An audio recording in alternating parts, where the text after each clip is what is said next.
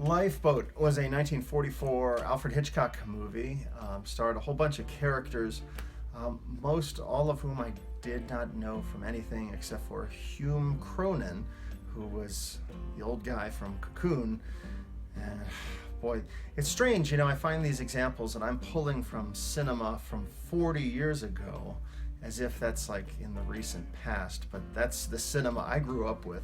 But now that I've been kind of going on this exploratory mission to watch films from long ago, I'm kind of bridging some of these actors by using actors from the past of the not as recent past, being the 1980s.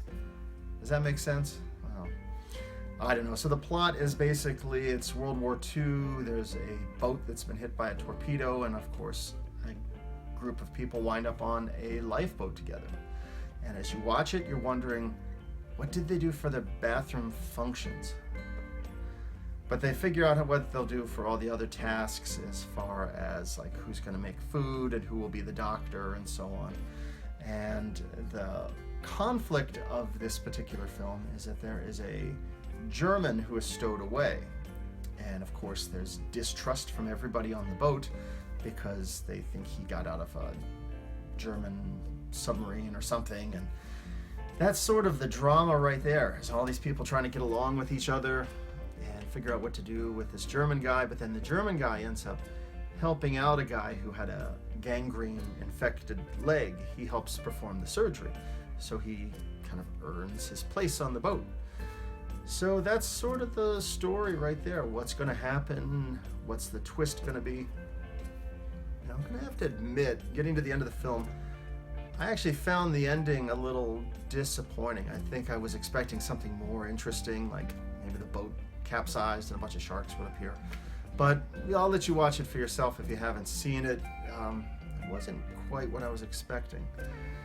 The actress, the older woman, Tallulah Bankhead, sounded, especially her cackly laugh, it sounded like Snow White's mom, but the evil queen, but it wasn't. I think that must have just been how actresses laughed and spoke back then, kind of that smoky, raspy voice. So, but it wasn't. It was a different actress. So she was good in the film.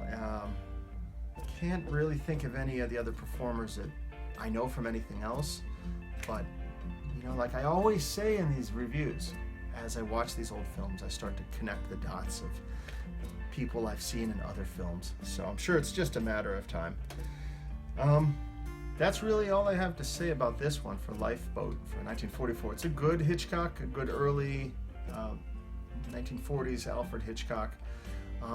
Does kind of build the suspense, but more than anything, it just leaves you kind of thirsty and then wondering how everybody was smelling after a few days.